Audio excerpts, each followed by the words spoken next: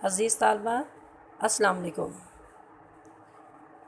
طالبات آج ہم علامہ اقبال کے مجموعہ کلام ضرب کلیم کی ایک نظم پڑھیں گے جس کا عنوان ہے خودی کا سر نہا لا الہ الا اللہ۔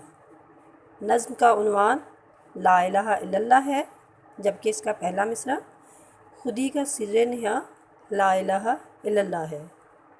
عزیز طالبات، اس سے پہلے ہم علامہ اقبال کے مجموعہ کلام ضرب کلیم کی ایک نظم پڑھ چکے ہیں جس کا عنوان تھا مرد مسلمان، اور جس کا پہلا مصرع تھا ہر لحظہ ہے مومن کی نئی شان نئی آن۔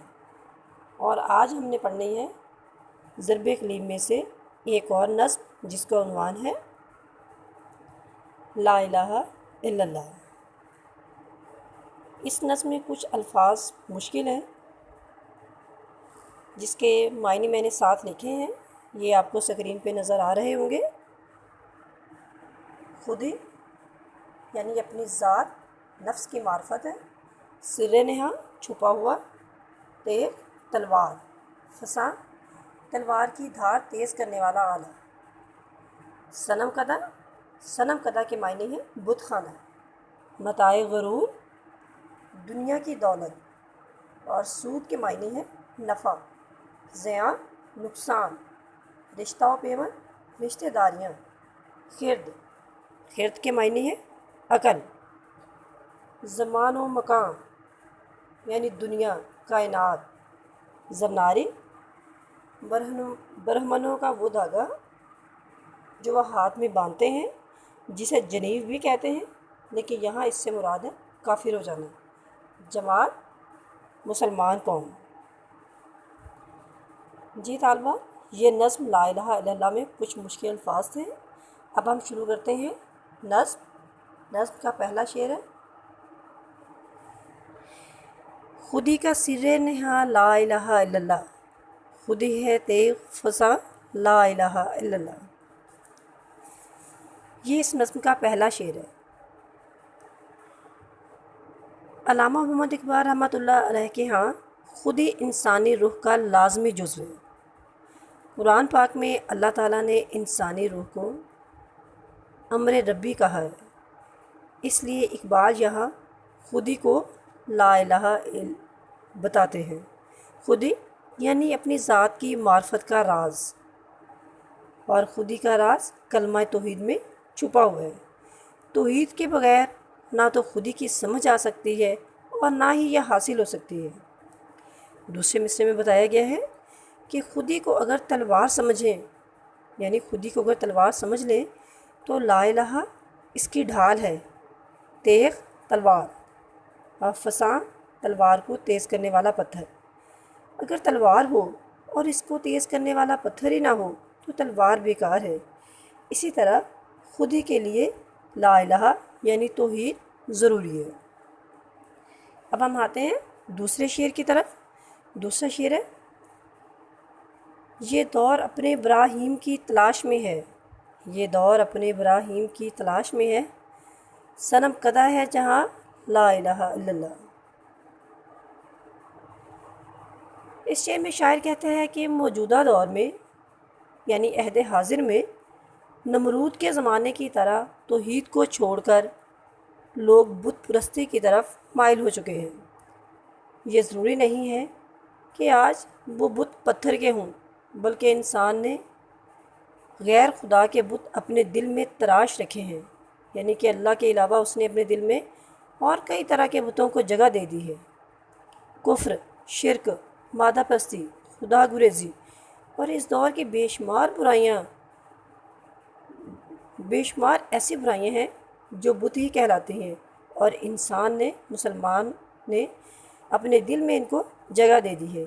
اس لیے علامہ کہتے ہیں کہ جس طرح نمرود کے زمانے میں حضرت ابراہیم علیہ السلام نے بت پرستی کے سارے تصورات ختم کر دیے تھے، اسی طرح آج بھی ضرورت ہے کہ اس جہان میں یعنی اس دنیا میں جو کہ بت کدہ بن چکی ہے، کوئی ابراہیم کی طرح کا شخص آئے اور آ کر آزر کے ان بتوں کو توڑے اور پھر سے توحید قائم کرے۔ تیسرا شعر ہے کیا ہے تو نے متاع غرور کا سودا، کیا ہے تو نے متاع غرور کا سودا، فریب سود و سیاں لا الہ الا اللہ۔ علامہ محمد اقبال رحمۃ اللہ علیہ یہاں مسلمانوں سے خطاب کرتے ہوئے کہتے ہیں کہ تجھے تو توحید کا علمبردار ہونا چاہیے اور دنیا کی متاع کو اس کے آگے ہیچ سمجھنا چاہیے، یعنی مسلمان کو توحید کا علمبردار ہونا چاہیے تھا اور دنیا کی دولت کو اس کے آگے کمتر سمجھنا چاہیے تھا، لیکن معاملہ اس سے الٹ ہے۔ تو نے اے مسلمان آخرت کا خیال چھوڑ کر دنیا کو اپنا لیا ہے، یہ توحید کے منافی ہے۔ توحید تو یہ ہے کہ خدا اور خدا طلبی کے مقابلے میں ہر چیز کو چھوڑ دیا جائے، لیکن تو نے دنیا کے نفع اور نقصان کو پیش نظر رکھا ہوا ہے۔ یہ ایک ایسا فریب ہے جس کو لا الہ یعنی توحید کی ضرب سے ہی توڑا جا سکتا ہے۔ چوتھا شعر ہے، یہ مال و دولت دنیا یہ رشتہ و پیون، بتان وہم و گما لا الہ الا اللہ۔ یہ چوتھا شعر ہے۔ اس شعر میں شاعر کہتے ہیں کہ اے مسلمان، دنیا کا مال و دولت اور دنیا کے تمام رشتے، چاہے وہ عزیز داری کے ہوں یا تعلقات کے، یعنی دوستوں کے ہوں یا رشتہ داروں کے ہوں، وہم و گمان کے بتوں کی طرح ہیں جن کی کوئی حقیقت نہیں۔ یقین کی دولت اور یقین کے رشتوں کا تعلق صرف توحید سے ہے۔ توحید ہے تو یہ سب رشتے بھی ہیں، ورنہ یہ توحید کے راستے کے بت ہیں، یعنی اگر ان رشتہ داروں کو، ان تعلقات کو توحید سے بڑھ کر اہمیت دی جائے گی تو یہ توحید کے راستے کے بت ہیں۔ اگر دنیا کی دولت اور دنیا کے رشتوں کے لیے زندگی گزاری جائے اور آخرت کو بھلا دیا جائے تو یہ توحید کے منافی ہے۔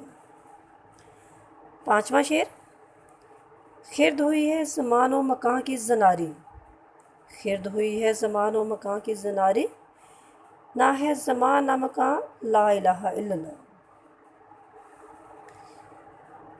شاعر کہتا ہے کہ عقل انسانی تو زمان و مکان یعنی دنیا اور اس کے لوازمات کی پجاری ہے۔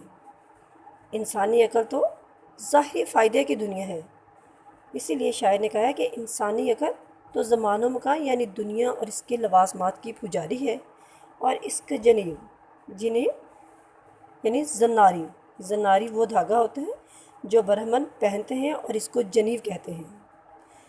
تو شاعر کہتا ہے کہ اس کا جنیب یعنی ہندوانہ دھاگا پہن کر غیر اسلامی اقدامات کر رہی ہے، حالانکہ ہمیں یہ حقیقت سمجھ لینی چاہیے کہ زمان اور مکان عارضی ہیں، یعنی دنیا عارضی ہے، فنا ہو جانے والے ہیں۔ اصل حیات، اصل زندگی اور اصل حاصل کرنے والی دولت آخرت کی ہے۔ دنیا کو حاصل کرنا اور آخرت کو بھول جانا اے مسلمان یہ دانش مندی نہیں، یہ کوئی عقل کی بات نہیں۔ ایمان تو یہ ہے کہ دنیا کو آخرت کے تابع کر کے سر کیا جائے، یہی توحید ہے اور یہی توحید کا سبق ہے۔ ایسی صورت میں دنیا بھی دین بن جاتی ہے۔ چھٹا شعر ہے، یہ نغمہ فصل گل و لالا کا نہیں پابند، یہ نغمہ فصل گل و لالا کا نہیں پابند، بہار ہو کے خزاں لا الہ الا اللہ۔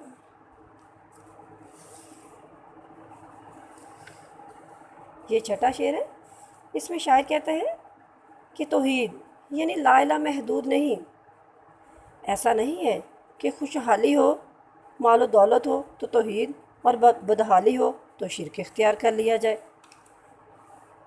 کوئی فصل یعنی موسم کوئی بھی ہو، یہ توحید یعنی یہ توحید کا جو نغمہ ہے یہ ہر دو صورتوں میں قائم رہنا چاہیے، چاہے گلاب کے اور لالا کے پھولوں کا موسم ہو یعنی بہار ہو، اور چاہے خزاں کا موسم یعنی خوشحالی ہو یا بدحالی، خوشی کا راج ہو یا مصیبتوں کا، توحید ہر حالت میں قائم رہنی چاہیے۔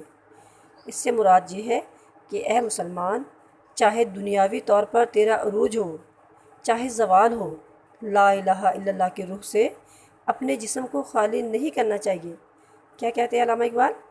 کہہ رہے ہیں کہ اے مسلمان، چاہے دنیاوی طور پر تیرا عروج ہو اور چاہے زوال ہو، لا الہ الا اللہ کے روح سے اپنے جسم کو خالی نہیں کرنا چاہیے۔ خوشحالی اور بدحالی دونوں صورتوں میں تیرا علاج صرف توحید میں لا الہ الا اللہ میں ہے۔ یہ اس نظم کا آخری شعر ہے۔ آخری شعر یہ ہے کہ اگرچہ بت ہیں جماعت کی آستینوں میں، اگرچہ بت ہیں جماعت کی آستینوں میں، مجھے ہے حکم اذاں لا الہ الا اللہ۔ ضرب کلیم کی نظم لا الہ الا اللہ کا آخری یعنی 7واں شعر ہے۔ شاعر کہتا ہے، یہاں پر جماعت سے مراد مسلمان قوم ہے۔ علامہ کہتے ہیں کہ اگرچہ اس زمانے میں مسلمان قوم نے اپنی آستینوں میں بت چھپا رکھے ہیں، یعنی مسلمان توحید کو چھوڑ کر دوسرے خداؤں کی طرف مائل ہو چکے ہیں۔ یعنی اس زمانے میں ظاہری طور پر تو مسلمان یا زبانی طور پر تو مسلمان کہتے ہوئے نظر آتے ہیں، لیکن ان کا دل توحید سے خالی ہے۔ انہوں نے توحید کو چھوڑ کر دوسرے خداؤں کو اپنے دل میں جگہ دے دی ہے اور دنیاوی نفع و نقصان کو آخرت کے نفع و نقصان پر ترجیح دے رہے ہیں۔